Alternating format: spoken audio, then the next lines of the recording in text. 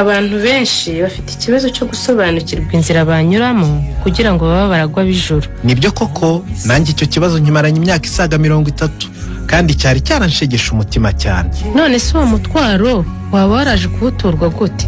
Naje guhura n'abavuga butumwa bwiza bw'ubuntu bw'Imana, bamenyesha ko Imana yatanze ijuru ku buntu ku muntu wese uzemera kwizera Yesu Kristo, akababarirwa ibyaha bye byose kubwe, akagirwa intungane mu maso y'Imana, bityo akabaho mu isi yizeye ijuru bidasubirwaho. Nanjye nuko byangendekeye muvandimwe, kandi nejejwe no kuba mu isi nzi neza ko mfite ijuru.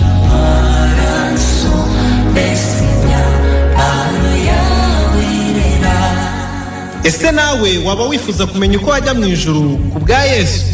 Kurikira ikiganiro Ijuru Ntirikorerwa kinyura kuri Country FM 105.7 buri wa kane guhera saa 2 kugeza saa 3 z'umugoroba.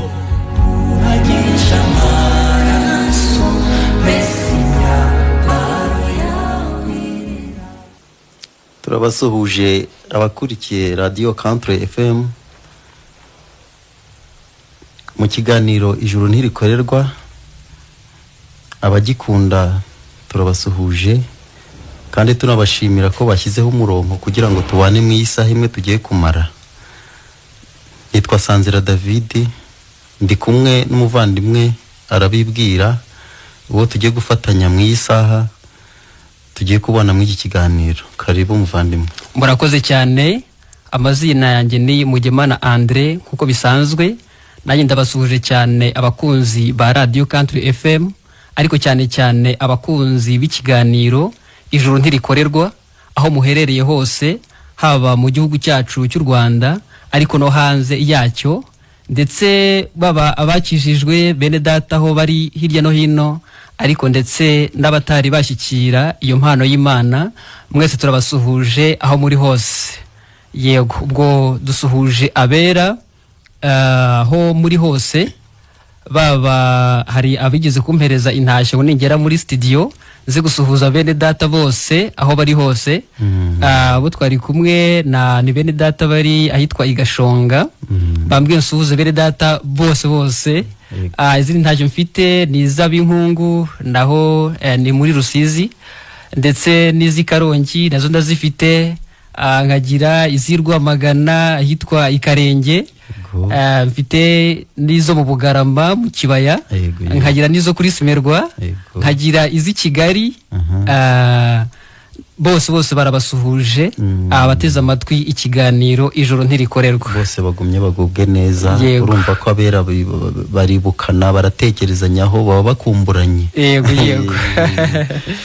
Imana rero ishimwe iduhaye nyine uyu mwanya wo kugira ngo dukomeze twamamaze ubutumwa bwiza yo ubwo yageneye abantu kugira ngo babashe gukira urupfu rw'iteka, noneho babone uko bazabana nayo mu ijuru. Yego. Rero dushimiye Imana kubera ko uyu mwanya tuba twabigambiriye, ariko nanone ibisohora n'iby'Imana yemeje.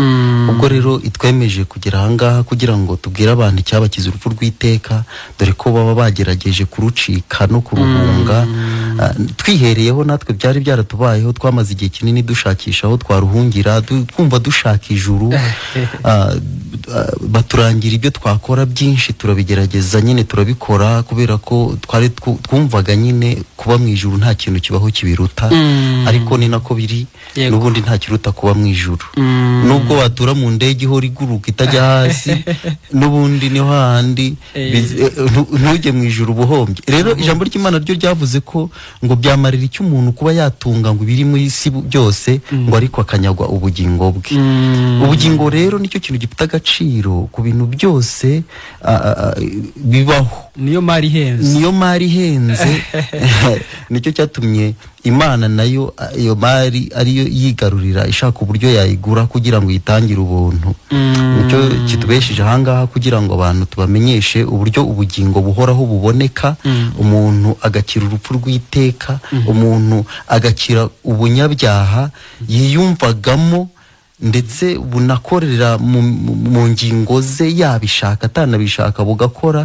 Ubwo rero turahari kugira ngo dutange umuti. Hari uwamvugishije ejo twarimo tuganira, maze kumva ikiganiro, aravuga ngo twayobya abantu ngo tugatuma bakora ibyaha. Ndamubaza nti se ubundi ibyaha kubabwira kubireka tutabahaye umuti ubatera kubireka nicyo gifite icyo kimaze, kubera ko abantu bamenyereye guterwa ubwoba, ngo bamenyereye abigisha babahabura bababwira ngo reka ibi, ngo reka ibi, reka nibi, reka nibi, reka nibi, umuntu agahera ari umwana bamubuza gukora ibyaha.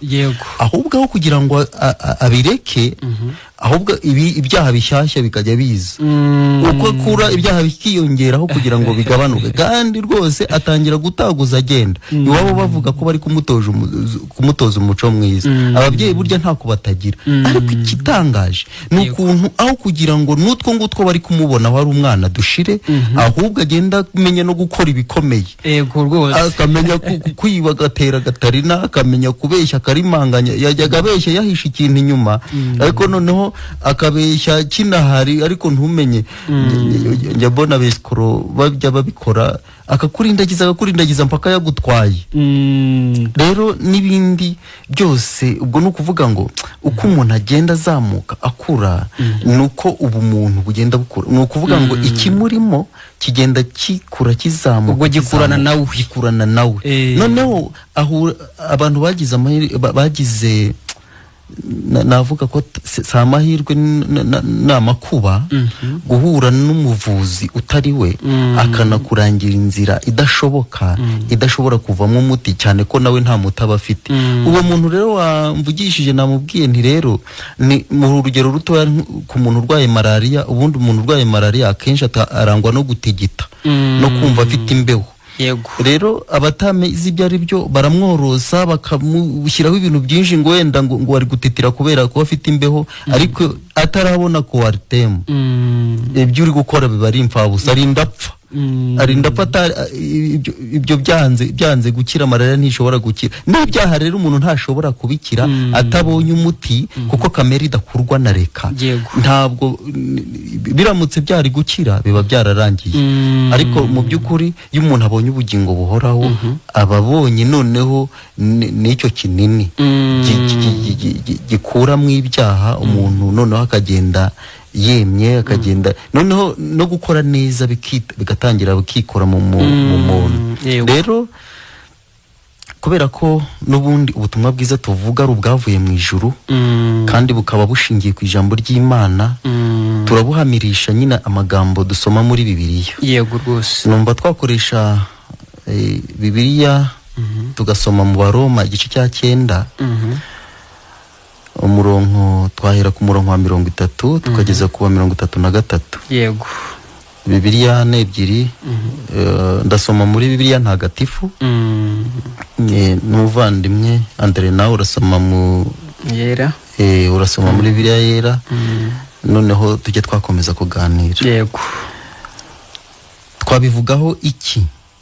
Ko abanyamahanga batashakashakaga ubutungane babushyikiriye. Ubutungane ariko bukomoka ku kwemera. Naho Isiraheli yashakaga itegeko ritanga ubutungane, ntiyarishyikira. Ni ku mpamvu ki rero? Nuko itashakiye ubutungane ku kwemera, ahubwo mu bikorwa. Batsitaye ku ibuye ry'ubutsikire, nk'uko byanditswe ngo dore nshyize muri Siyoni ibuye ry'ubutsikire, ni urutare rugusha, ariko uzemera akarushingaho ibirindiro ntazakorwa n'isoni. Amen. Badusomera muri Bibiliya yera naho aravuga ati, none tuvuge iki? Tuvuge yuko abanyamahanga batakurikiye ibyo gukiranuka bagushyikiriye, ariko gukiranuka guheshwa no kwizera. Naho abayisiraheli bakurikiye amategeko yo gukiranuka, bakaba ari bo batayashohoje. Ni kuki? Nuko batashishikajwe no kwizera, ahubwo bashishikajwe n'imirimo, bagasitara kuri ryabuye risitaza, nk'uko byanditswe ngo dore ndashyira muri Siyoni ibuye risitaza, urutare rugusha, ariko urwizera ntabwo azakurwa n'isoni. Amen. Nibyo rero twavugaga, mu by'ukuri umuntu iyo amaze kumenya ubwenge aba yumva ashaka kuzabana n'Imana. Noneho amakuru ahawe n'abasanze bahita bamwereka inzira y'iyobokamana. Noneho inzira y'iyobokamana akayitangira agaragazirizwa ibyo agomba gukora, ibyo agomba kwitondera n'ibyo agomba kubahiriza, kwirinda gukora ibyaha, ndetse baganashyiraho naho ibyo yakoze ngo uburyo agomba kubyikuraho.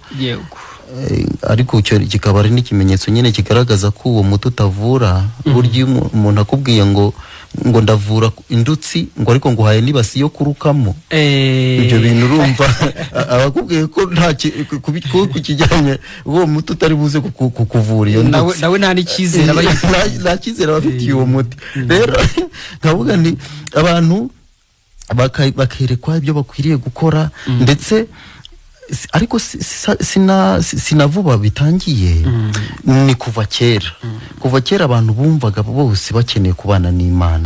Hano twarebeye ku Bisiraheli, ijambo dusomye ryatangiriye ku Bisiraheli, ngo bashatse ubutungane bakuye mu mategeko, ngo bakuye mu mirimo itegetswe n'amategeko, bo bakishimira amategeko, bakishimira guhabwa amategeko kugira ngo bayatunganye, Imana ibishyure kuzabona ubugingo buhoraho. Nko gupatana, no kuyapatana. Ariko hano baravuga ngo tuvuge iki, ngo twabivugaho iki? None se abo bemeza ko ijambo ry'Imana ryemeje ko amategeko bashatse mu by'ukuri barayabonye, ariko ntibayashohoje. Icyo bayashakagamo barakibuze, ariko reka bakibure nuko yabananiye. Nko kupatana itasha utazashobora. Niyo mpamvu nyine n'abigisha kubahiriza amategeko bahita bashyiraho n'icyo bita igikarabiro, kuko baba bazi ko nubwo bayaduhaye, nanjye barayanyigishije muri za batisimu, narayize no mu bibatizo mpinduye ndakomeza ndabyigishwa, ariko nanone igikarabiro hafi aho, intebe ya penetensiya hafi aho, kubera ko uwabinyigishaga yarazi ko byanze bikunze ibyo ari kunyigisha ntazabishobora. Noneho anshyiriraho naho nzajya nza gutunganyiriza ibyo nishe. Rero najyaga nibaza, ubundi ni gute nakumva ndi intungane? Nkabigerageza nkigengesera nkagira gute, ariko n'ubundi ngasanga ndatsikira, ngasanga ndasitara, ngasanga hari ayo sitaraho. Abantu bose nuko bateye. Niyo mpamvu buriya umuntu wese uramutse ukuyeho igikarabiro, ibyiringiro byabo byahita biyoka, kubera ko n'uwitwa ko agerageza akubwira ko atunzwe na mbabarira. Ubwo rero ukuyeho mbabarira, ubwo ikibazo cyo gutekereza ko yazajya mu ijuru cyaba gishize. Ariko ubwo muvandi, ubwo niba umuntu abaho atunzwe na mbabarira, ni icyerekana neza ko ahora akosa. Nyine sibyo, iyo urusaba imbabazi bivuze ngo uhorana ibyaha, uhora ukosa. Ariko ikikubwira ko uhora ukosa ni igiki? N'aya mategeko. Amategeko rero akabaye umushinjacyaha. Ngira ngo bene data baheruka nicyo batinzeho, bagaragaza ukuntu amategeko nyine ntawe yafasha gutsinda urubanza, ahubwo ariyo amurwanya mu rubanza. Niyo mushinjacyaha, niyo yemeza umuntu ko ari umunyabyaha. Gusa igikomeye kirimo ni uko iyo umuntu yihaye ngo kuyakurikiza, ngo agomba kuyakurikiza 100% yose, ngo adasitaye no kuri rimwe, ku mpamvu z'uko ngo uyu muntu ayitondeye agasitara kuri rimwe aba ayacumuye yose. Hanyuma rero biza kugenda abanyamategeko aba basabye amategeko bamaze kuyahabwa, barayakurikiza, bararwana nayo arananirana. Noneho babona kuyashobora byo ntibishoboka, ahubwo igisigaye ni ukongeraho imirimo. Abatanga imirimo nabo bati turahari, turayibaha, tukabaha amatashe mugakora. Umva insengero zikubakwa, ubwo buriya umuntu aramuze atazi ko ibintu ari gukora Imana izabimuhembera kujya mu ijuru. Umuntu aramutse ko azi ko amasengesho ari kwiyiriza ntaho bihuriye n'ubugingo buhoraho. Yego. Umuntu aramutse azi ko ari amaturo atanga ku isantere zegereye insengero, usanga bari kuvunjisha yo misa yenda kwinjira kugira ngo babone amaturo. Abavunjayi rero, abavunjayi bo bahozeho kandi bazanahoraho. Ariko iyo urebye hejuru nk'iki cyanditse twazomye hejuru kuri titre yo hejuru, haravuga ngo Pawulo ngaterwa gahinda no kutizera kw'Abayisiraheli. Ariko nabyo numva mbishimiye Imana uburyo ubundi Abayisiraheli nibo bantu bafatwa nk'aba original.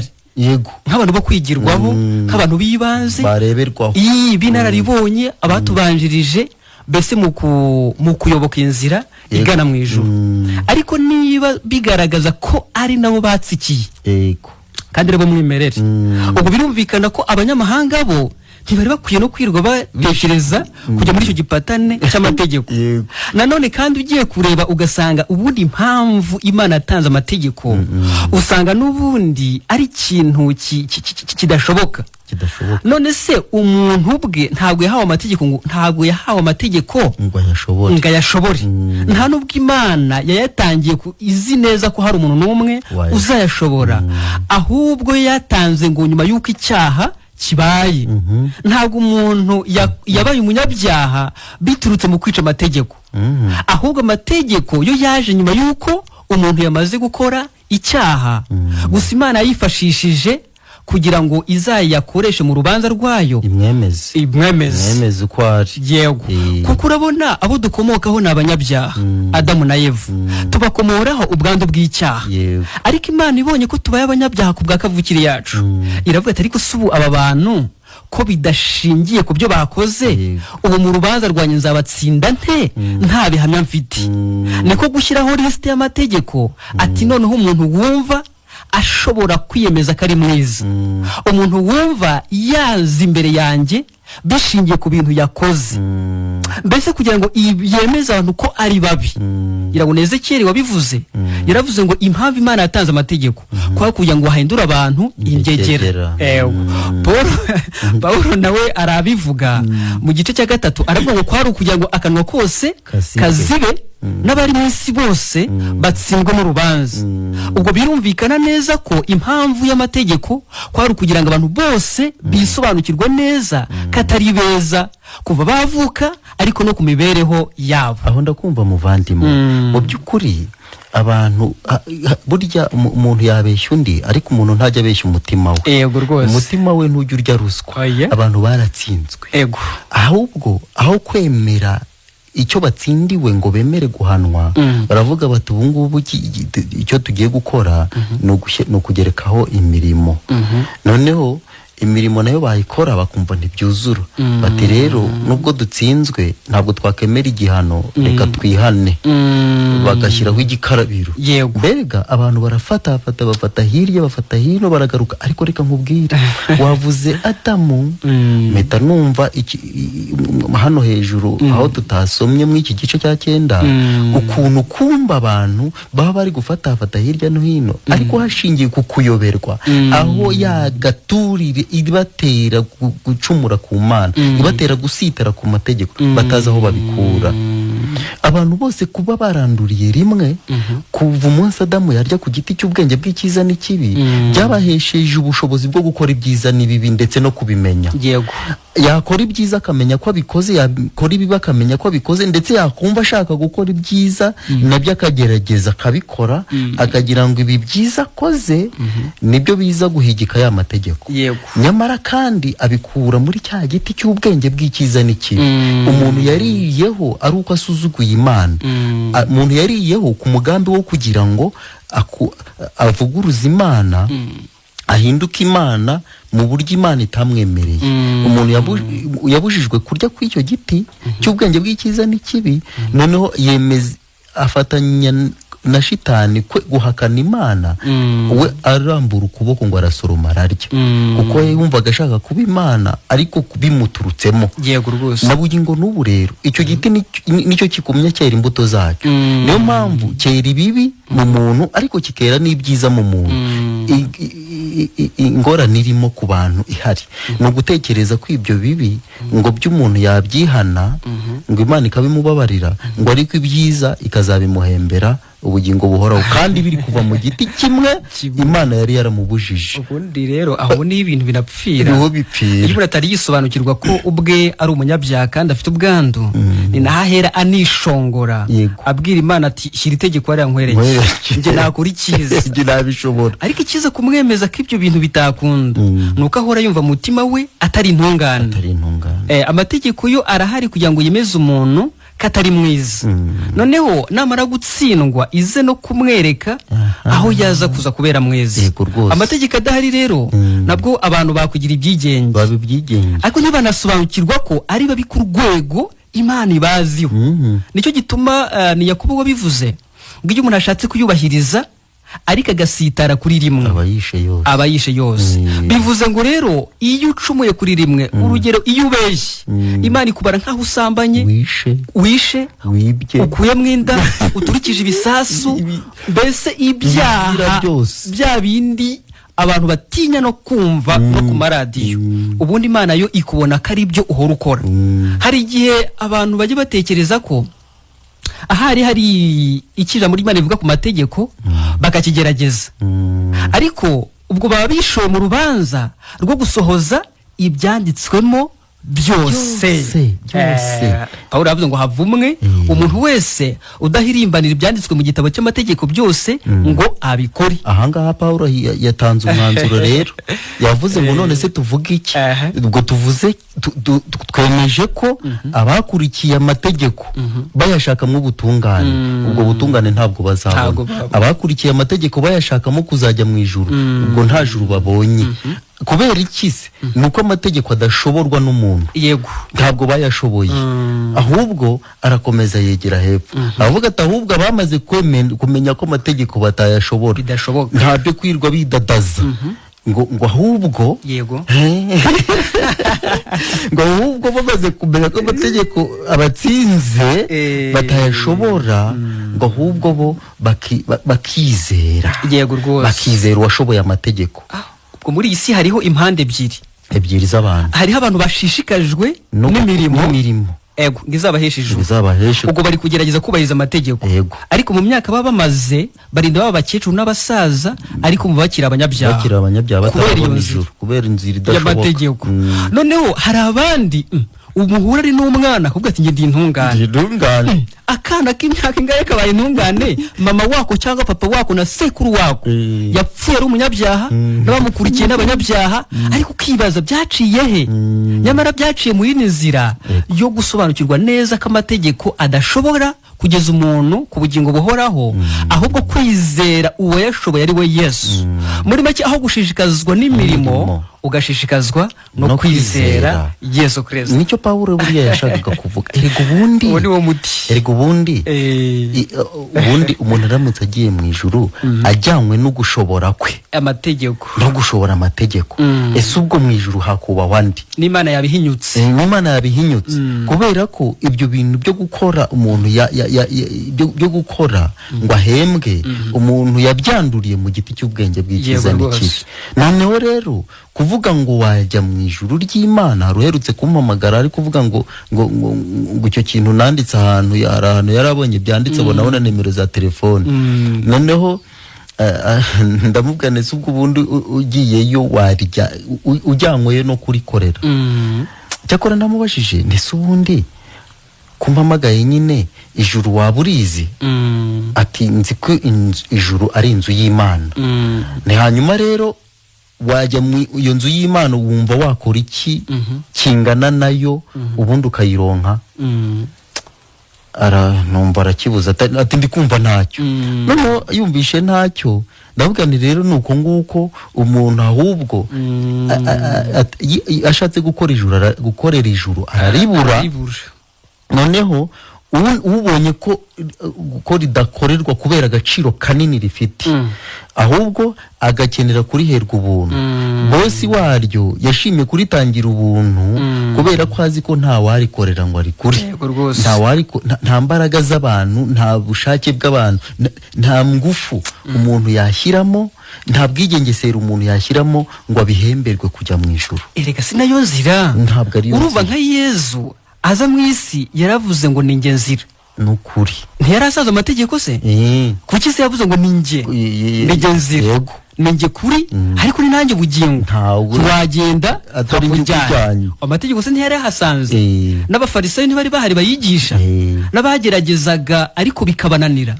Yarabazaniye indi nzira y'ukuri ihesha umuntu ijuru bitanavunanye. Nta cyawutanze, nta cyawuvuze, nta misozi utereye, yewe nta mvune n'imwe ibonetse, ahubwo kubwo kwizera imvune z'undi, kwizera imvune Yesu yavunitse ku bwawe. Erega ese ubundi nabwo wakwibaza, ni iki gituma mara imyaka ingana gutya ngerageza kubahiriza amategeko ariko bikanga? Kuki mva mu idini rimwe rikantegeka byo gukora nkabikora ariko nkumva sindi ntungane? Ni ukubera ko Imana isanzwe izi neza ko wowe uri mubi ku bwa kavukire yawe, ariko niyo mirimo ushakiramo gukiranuka byakunda gute se kandi uri igiti kibi? Ntibyakunda. N'imbuto wera nazo ni mbi, n'ikibi kurimo byose ni bibi. Ahubwo inzira y'ukuri n'ubugingo ni ukwizera Yesu. Niwe washoboye amategeko, niwe wakiranutse. Ubwo ni nawe waje ufite gukiranuka guhesha umuntu kujya mu ijuru, ariko nabwo ukaguheshwa n'iki? No kumwizera. Ariko ukamwizeraho iki? Kubera ko hano twasomye imirimo, ubwo dukwiye no kumenya ko imirimo idataye agaciro. Cyakora idataye agaciro ni iya Kristo, ariko iyo abantu bo niyo kubarimbuza byanga bikunda. Noneho rero ubwo nanone kwizera Yesu bivugwa mu ijambo rimwe, ariko burya ni ikintu kinini kigari gikomeye, kuko abantu bose bavuga ko bizera Yesu kandi ukumva bakanavuga ko bakiri abanyabyaha. Ntibishoboka, nta muntu wizera Yesu ngo bari n'umunyabyaha, ahubwo ababizi mu magambo, yarabibwiwe mu magambo. Niba twavuze imirimo hano, ni ukwizera imirimo Yesu yakoze. Yesu niwe wakoze imirimo ngo tumwizere tuyihemberwe. Ntabwo twizera Yesu ngo twongerewe imirimo yacu ngo bikunde bijye byashyika ngo dukunde duhabwe ijuru. Ako kabara agatogorera yaba ari imvange, ni mugondo. Nyamara Kristo impamvu Yesu asaba kumwizera se niki? Nuko yari umucunguzi, nuko yaje ari umucunguzi. Umucunguzi rero si umufatanyabikorwa, ntabwo yaje kudufasha. Umucunguzi ntabwo ari umuyede, yaje kutwegezayo. Umucunguzi si umuterankunga, ahubwo umucunguzi ni ukwegezayo, agakora mu cyimbo cyawe, ariko ari wowe ari gukora ku nyungu zawe, ukabarwaho ibyo yamaze gukora.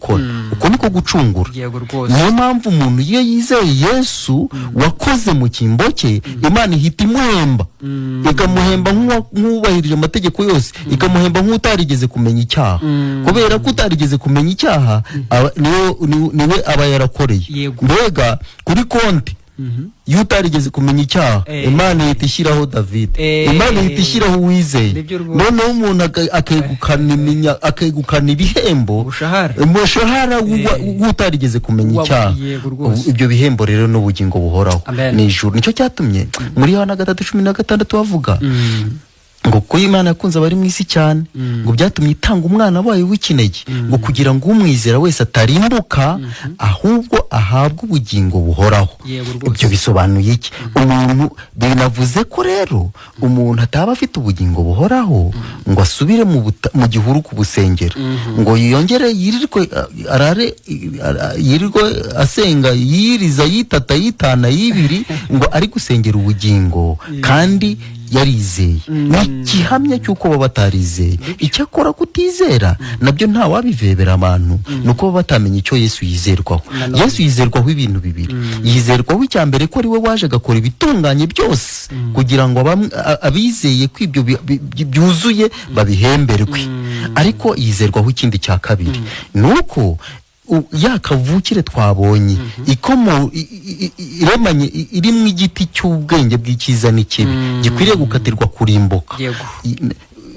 urwo rubanza rukase narwo yarwishyizeho yemeye ajya mu gihano cy'abanyabyaha kugira ngo umuntu uzamwizera nanone n'ibijyanye n'igihano cya kavukire n'inkomoko yabyo n'ibyuririzi byabyo nacyo kiveho nuko Imana yamushenjaguye Yesaya ari kubyereka yavuze yaramurebye ngo bona Imana iramushenjaguye ngo iramubabaza ngo imuhora ibyaha by'abantu ngo ubugingo bwe ngo butanga w'incungu y'ubugingo bwa benshi. Amen. Ubwo noneho birumvikana neza ko inzira ihesha umuntu kuba umukiranutsi ntabwo bituruka mu byo yakoze cyane ko na buri muntu wese umutima w'ababyumva aho yaba yarahereye akora ariko akabumva nta cyizere cy'uko ari umukiranutsi yakumva n'umuntu avuze ko ari umukiranutsi akavuga ati nta mukiranutsi ubaho nta ntungane ibaho ariko ku mpamvu y'inzira yaciyemo ntabwo bisaba imyaka ntabwo bisaba kwiga za teoloji ntibisaba kugira imyanya mu idini ntibisaba kwiga amashuri adasanzwe bisaba gusa gusobanukirwa ko wowe ubwawe uri mubi n'ibikugize ni bibi n'ibiguturukamo ni bibi Imana yaguteza umutego w'amategeko kandi uzashibukana benshi kugira ngo ugutsinde hakiri kare wowe ukagumya urwana nabyo ugira ngo uzawutegura ngo uzayashobora ukarinda uhenuka ukarinda usaza ukamera imvi njye ari igihe umuhura n'umuntu rwose utakinashoboye no kuba yaterura injerekani wamubaza utese ku bundi nyine kugeza iki gihe imbaraga ntizagabanutse atese urabona ngishoboye iki mwana wanjye none se ubu kutari intungane urabona uzabaho ute uzabayo ryari kuvuga ko nta ntungane ibaho kandi intungane akaba arizo zizajya mu ijuru uzabigenza ute ati rwose nuko ati nyine ati nugukora imirimo myiza none se ibyo utashoboye igifite imbaraga zikaba zishize uzajya wabishobora ryari basi rero Imana nihishura iby'umwana wayo mu mutima w'umuntu iri no kubikora kandi ubungu biri kubishura kuko iba yakoresheje abana bayo abo yabihishuriye ngo yabahaye umurimo wo kubibwira abandi kugira ngo nabo biyunge n'Imana. Ubwo birumvikana ko nta n'umunyabyaha ushobora kubwira ubutumwa bwiza bwaguhesha kubona ijuru ku mpamvu yuko nawe atarifite. Ubwo uyu murimo wo kugabura iby'Imana n'ubundi ufitwe n'abamaze kuryakira cyangwa se abafite izo mbabazi nibo batafitanye urubanza n'Imana nyine abo ni abunzi nibyo rwose ubwo byumvikanye ko icyo twasobanuye nuko kugira ngo umukiranutsi bitaturuka mu mirimo yawe kuko nawe yuyisuzumye igihe cyose wisangamo ibibi. Niyo mpamvu Imana yazanye ukundi gukiranuka kwayo kudaheshwa n'amategeko ahubwo guheshwa no kwizera Yesu kwari gufitwe na Yesu aza kuzanye nk'impano cyangwa se kado ngo aguhereza abananiwe bose ariko nabwo uyu muntu akishyashyarika iyo umuntu yumva akiri umusore kubyo gukorera ijuru abatarakenera umucunguzi yaravuze mwese abarushye n'abaremerewe abari mwe musanga baruhuka abarushye nibo bakeneye nibo babona nibo bacungurwa nyine naho mu gihe wowe ucyumva icyacumi y'amaturo kwiyiriza nabyo bindi byose kwishingikiriza ku mirimo yawe muri makeya ukumva ko ibyo bizaguhesha ijuru uzarinda uva mu no mubiri nta kintu ujyanye kuko ntacyo wabona hari cyakora uzajyana imvune yego rwose umuntu ajyana imvune kuko umuntu ari gukorera ijoro aravunika kabisa ubwo rero ndumva tutabacura umwanya abadukurikiye ndumva dukwiye gusangira ikiganiro dukoresha tubahe nimero nabo batuhamagare batubwire uko icyo bumvishe.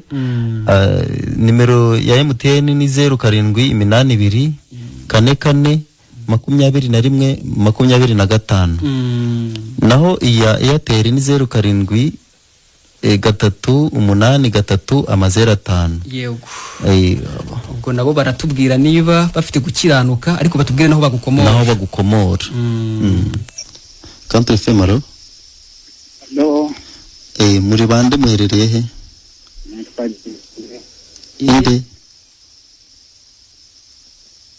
ninde Hello Hello Country FM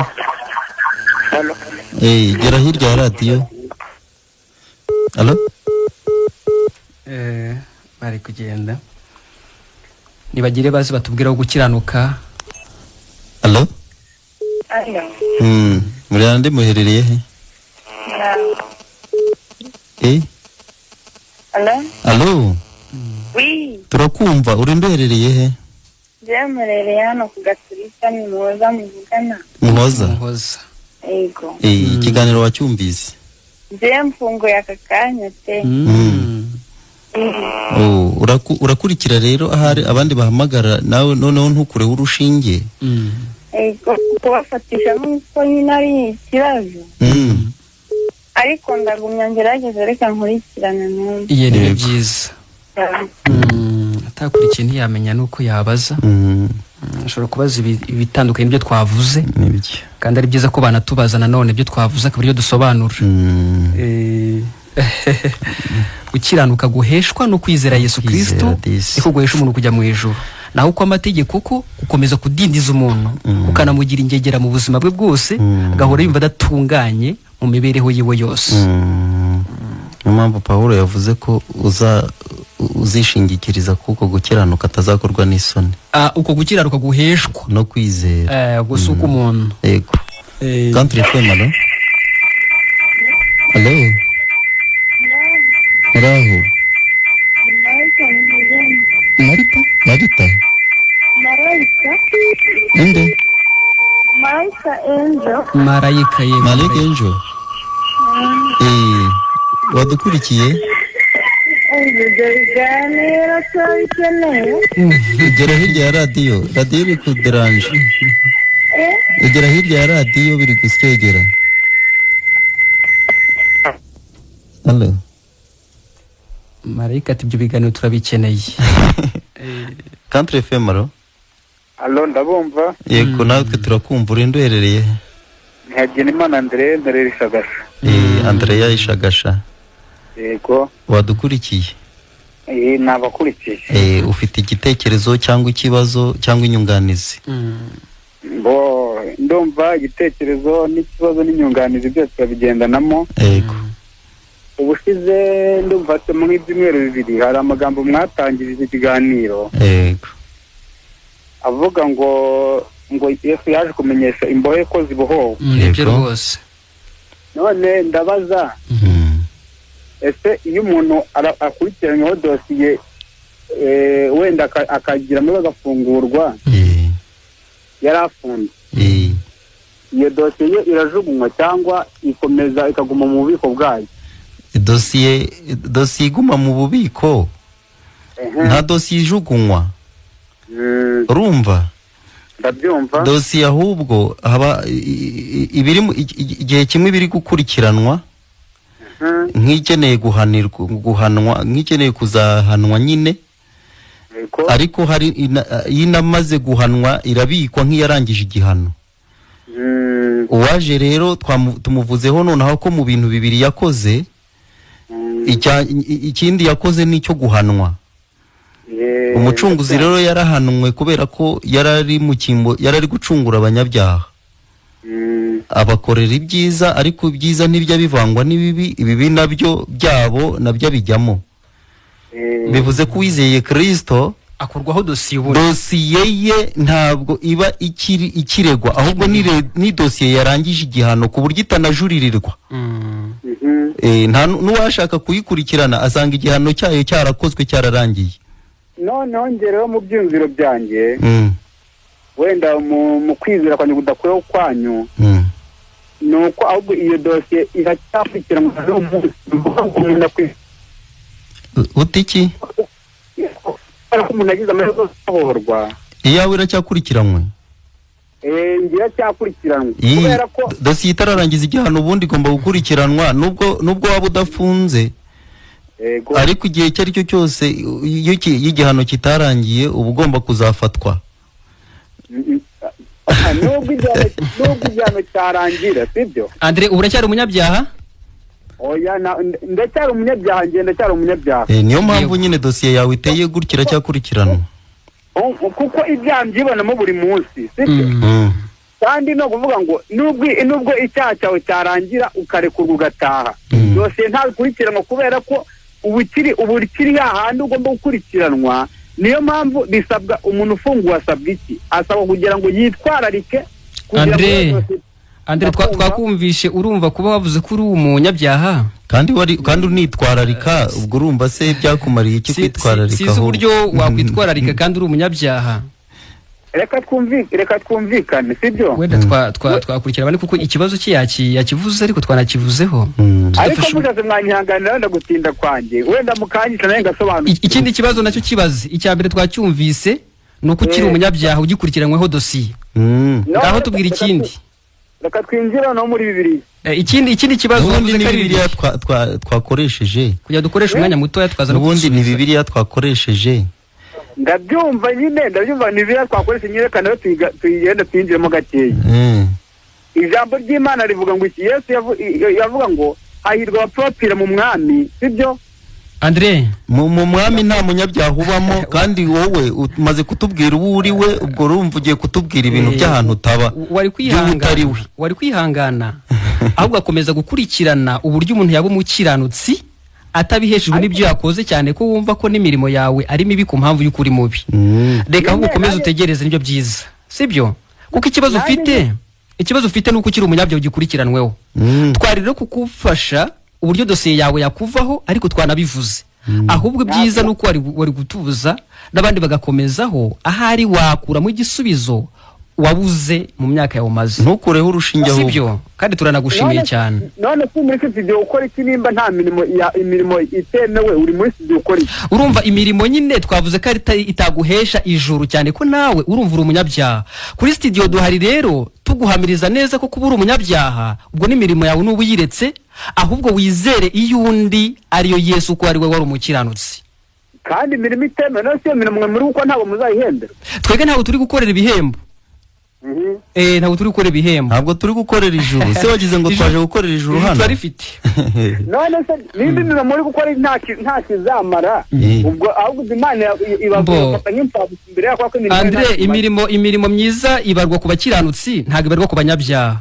ngira ngo nk'ikibazo wabajije nyine nuko ukiri umunyabyaha wari kureka rero ugakomeza ugakurikirana umuntu ukurikiranywe umva tujyane gake ku byo wavuze ubundi hariya aba yibeshyemo ubundi umuntu ufite dosiye ntabwo ntacyo akorera leta bafitanye ikibazo noneho rero kuba afite icyo urumva wowe ubwe na dosiye ye iramurega iracyahari kandi umutima ntujya urya ruswa none ati nkanakora none se kandi uri mubi kandi uri mu kato niba ufite ibyo ushinjwa akazi gahari no gukurikiranwa kugeza igihe uhaniwe nta bindi bakubaza ntabwo baguha kontara y'akazi kandi uri no gukurikiranwa ngo ufungwe ntabwo byashoboka arashaka gukora imirimo kandi ataravuka ikibazo kandi aracyafitanye n'Imana urubanza nta kimana yakwirwa imuhereza ati nkorera nibyo twahereyeho nyine ko umuntu yumva afite icyo kibazo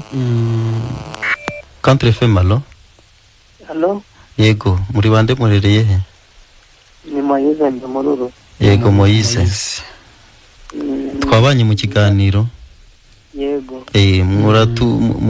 mutubwire uko mubyumva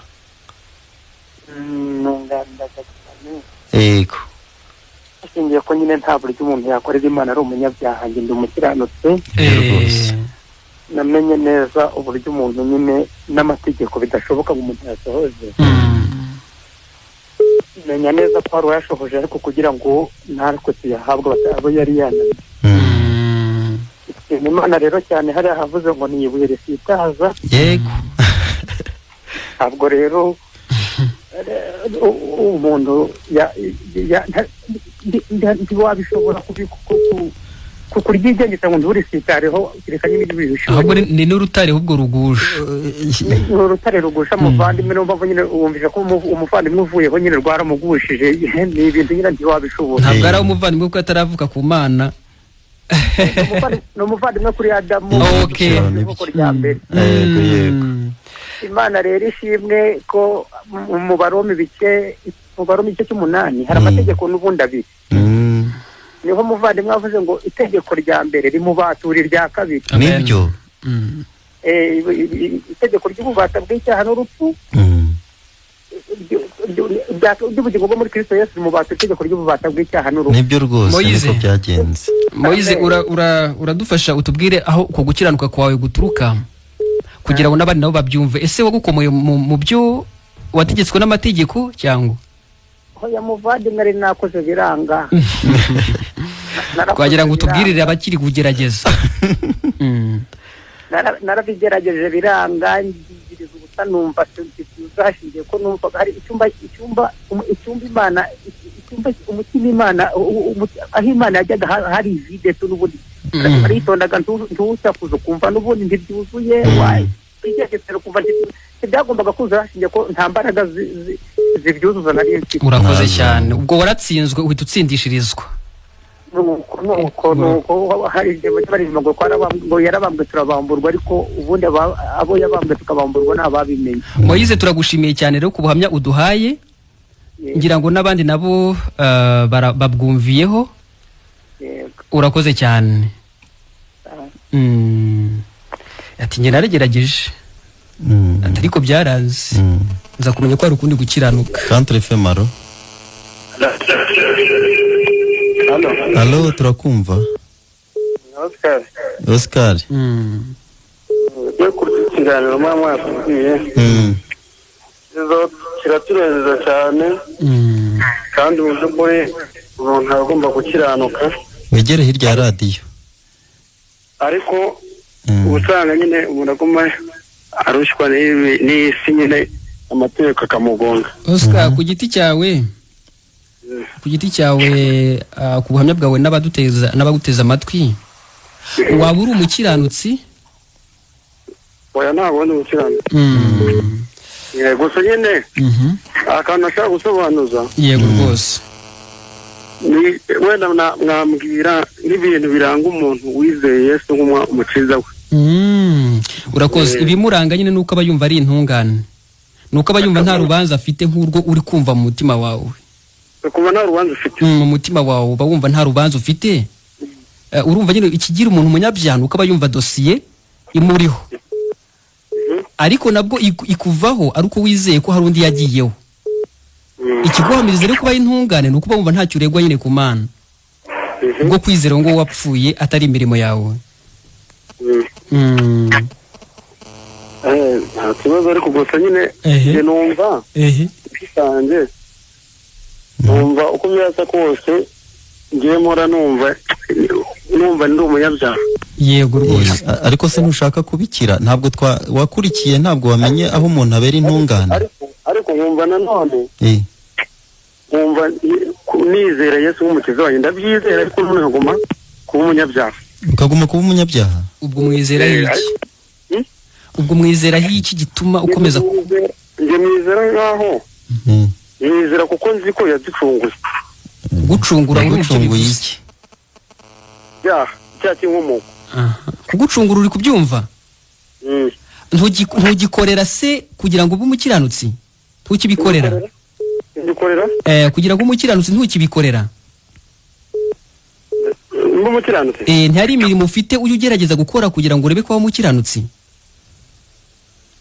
Ngira ngo irahari. Icyo nashaka kukubwira rero, anza yagiye. Allo, Centre FM. Femaro. Urinde? Ni wa muntu witwa Desire wandi wabwiye ko Imana ngenda ubonera Imana cyangwa uwo muye nako Yesu. Desire? Desire Gihundwe hano Horeb. Yego.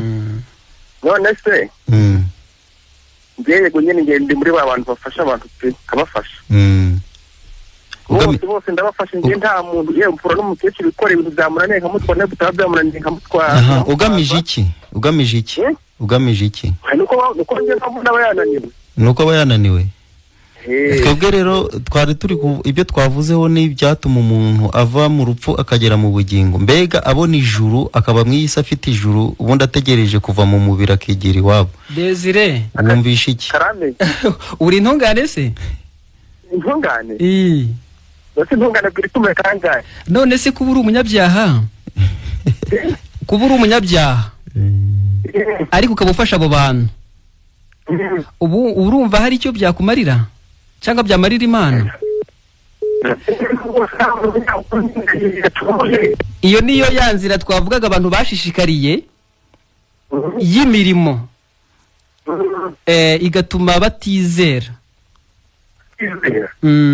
Iyo nzira ntabwo ijyana umuntu mu ijuru.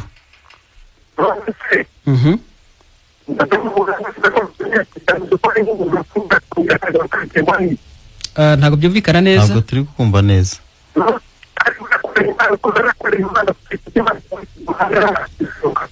Oya, imirimo y'umunyabyaha yose aba ari ibyaha. Ahubwo wari gutinda cyane kukumva uburyo waba intungane, nibwo uzajya ufasha umuntu Imana ikabyandika, ariko kubikora uri umunyabyaha Imana ibyandika nk'ibyaha n'ubundi.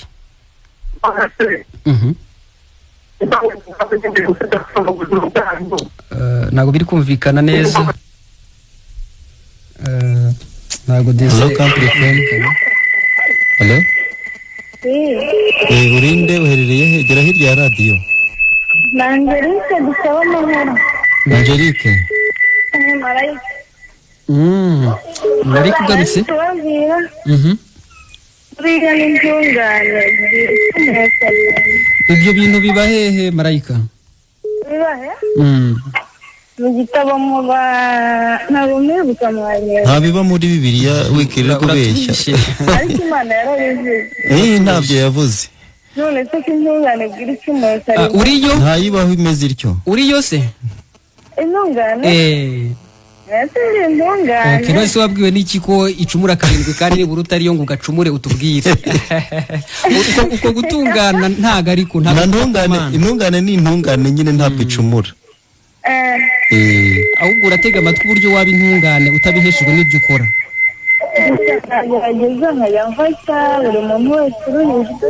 Ntago nagubiza kuba byiza kubera kuri mubi. Ndi wihate ku mirimo. Ahubwo wihate ku kwizera. Kuko imirimo yo uzatangira uri umwana ugeze ku mukecuru ukikora. Ariko ntaho yanditse ku mpamvu yuko nawe ubwawe utanditse.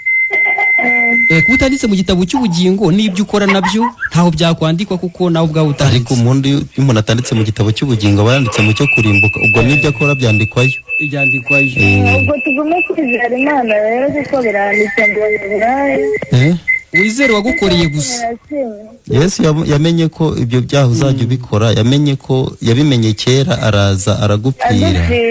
Akora ibyiza kugira ngo wowe uzabibarweho ubihemberwe. Nicyo twavuze kuva kare. Naho ubundi wowe washishikara ukazarinda usaza n'imbaraga zigashira utari wagera ku butungane bw'Imana yemera. Urakoze cyane, turagushimiye. Ariko nikubwira abahebura igice cya 11 haranditse ngo kwizera Imana ni ukumenya rwose ibyiringirwa.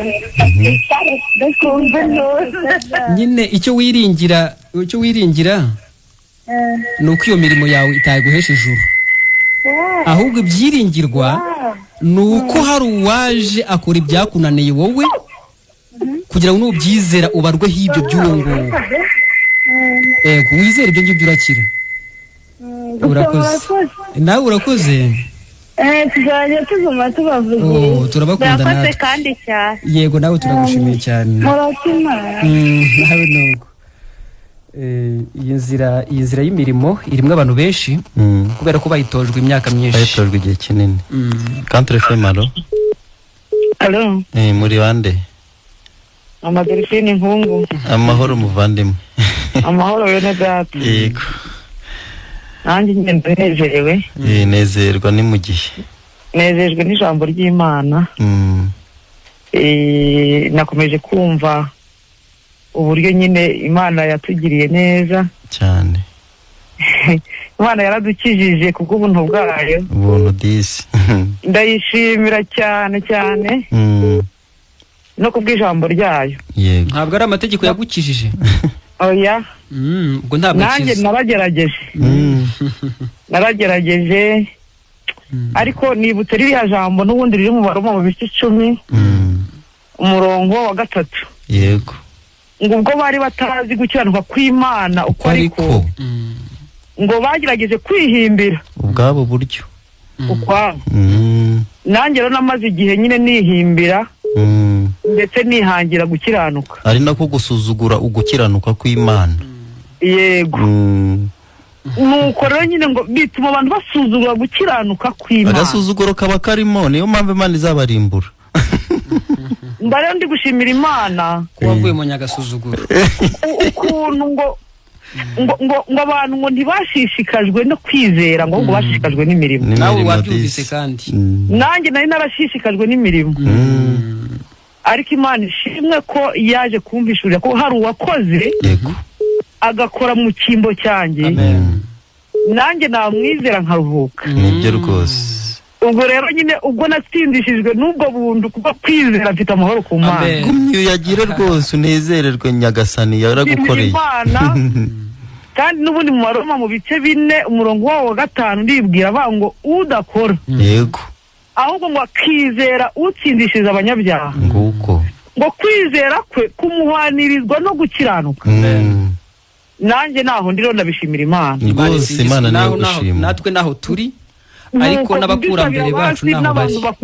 Bakurikiye ikiganiro ko babwira uko bimeze. Bashishikazwa no kwizera. Ubundi nyine Kristo aje kudukorera ibyatunaniye. Nibyo. Yishyiraho ibyacu. Imana iramuhana. Imuhana igihano cyacu arakirangiza. Yego.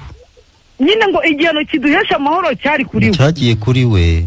Niyo mpamvu dufite amahoro ku Mana. Nibyo. Tukaba turi mu isi ariko dufite ubugingo buhora tuzi ko tuzabana nayo. Mu gihe cyose cyose umuntu azambura uyu mubiri. Nibyo rwose. Mbishimiye Imana rero bavandimwe. Komeza unezerwe muvandimwe ariko turagushimiye cyane. Nuko Imana ihabwa icyubahiro. Amahoro. Abantu nibashishikazwe no kwizera. Nibyo. Amen. Amen. Mudusuburize nabi nkungu bose. Yego bavandimwe. Murakoze cyane. Numva. Se y'abantu bumva Benedata bari guhamya ko baheshwe kwizera no baheshwe gukiranuka no kwizera. Ubwo se ntibumva nyine ko ariyo nzira ihari yonyine. Baba bakiri mu gice cy'abanyagasuzuguro. Bagagumya bagerageza. Country FM allo. Allo Country FM. Allo. Country FM allo. Allo. Allo. Allo. Yego. Yego turakumva urinde uherereye he? Ni Lewisi. Lewisi. Mwene data mbega musangiye gucungurwa. Nejejwe n'ukuntu numvishe muvuga nyine ku bijyanye n'uko umuntu adatsindishirizwa n'imirimo. Binyibutsa mu gatabo k'umugenzi umugabo bita nta bwenge. Yego. Yaraturiwe n'umusare bita Mwiringirabusa. Yamugashyaga vuba cyane amwerekeza kari kumwerekeza ku rurembo rw'ijuru. Ariko uwo musare kuri iki gihe cyacu aturiye abantu benshi. Ndetse hari n'undi mu mwanya mwari muri kuganira. Uwo musare ninde ni idini? Umusare ni idini birumvikana arkumva ibyo birumvikana baturiye amamiliyari menshi ku isi. Kare nandi no kubibwira abantu mvuga ati uwo musare aturiye abantu benshi ku isi kandi ni ikinyoma gikomeye kandi bene data nkuko mubizi ikinyoma ni ikintu gihabwa intebe. Ariko icyo kinyoma nicyo nyamara Imana yaje kurangiza ibivugira ku mugaragaro binyuriye mu mwana wayo. Ivuga yuko nta handi agakiza kabonerwa keretse muri we, yaba mu isi ndetse no mu ijuru, keretse mu nzira Imana yacishijeho. Iyo nzira rero Imana yacishijeho ni umwana wayo honyine. Nta kindi kintu umuntu yakora, nta kindi kintu umuntu mbega icyo ari cyo cyose umuntu yakora, nta kintu cyabasha kugira ute kumuhesha agakiza keretse kwizera igitambo cyabereye ku musaraba rimwe. Iteka ryose biba birarangiye kandi ku mpamvu z'ibyaha by'abantu, ni kubw'impamvu z'ibyaha by'abantu. Kandi no kuvuga ngo erega nta n'ikindi bene data cyari gukiza abantu. Ntacyo uhereye mbera hose amategeko yo ni ikindi. Amategeko y'impamvu n'abantu batayashobora bayihambiraho n'abariya bose bavugaga ngo amategeko n'ibiki. Amategeko arera, amategeko y'Imana arera, nta muntu ushobora kuyashobora n'umwe. Kuko nabyo Paul yaravuze ngo abantu bose bakoze ibyaha ntibashyikira ubwiza bw'Imana. Nabo ngabo bababwira ngo ayo mategeko bayagundire, n'ubundi nabo ayo mategeko ntibayashoboye. Bose yarabananiye. Lewisi turagushimiye cyane. Twabonaga iminota yacu ishize ariko ubuhamya bwawe ni bwiza cyane. Yego. Ugize neza rwose kudufasha. gusobanura ko gukiranuka guhesha umuntu kujya mu ijuru ari ukwizera Yesu. Nawe wakomeje kumva ko nta buhamya na bumwe bw'umuntu uvuga ko ari umukiranutsi abiheshejwe n'imirimo. Amena. Reka hari dutange nimero barakumenya baduhamagare turi no hanze 0783 4 6 nawe watangira.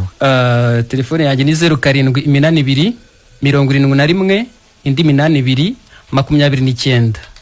Ego turabashimiye abo twabanye muri iki kiganiro, turabashimiye abahamagaye bigakunda n'abahamagaye ntibyakunda, ariko ubwo tubahaye nimero nabo bitakunze turakomeza kuvugana, ariko nanone nabo byakunze bakomeze turakomya kuganira. Yego Imana ishimwe. Amahoro meza.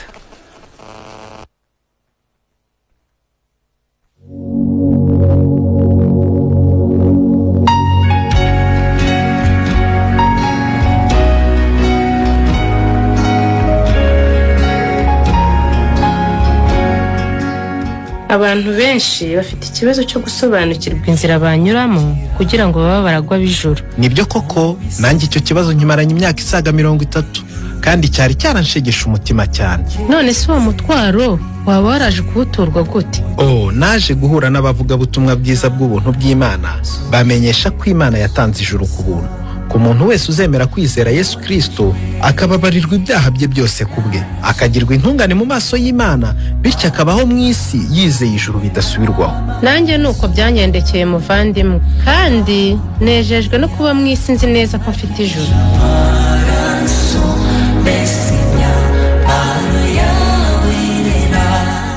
Ese nawe waba wifuza kumenya uko wajya mu ijuru ku bwa Yesu? Kurikira ikiganiro Ijuru ntirikorerwa kinyura kuri Country FM 105.7 buri wa kane guhera saa 2 kugeza saa 3 z'umugoroba.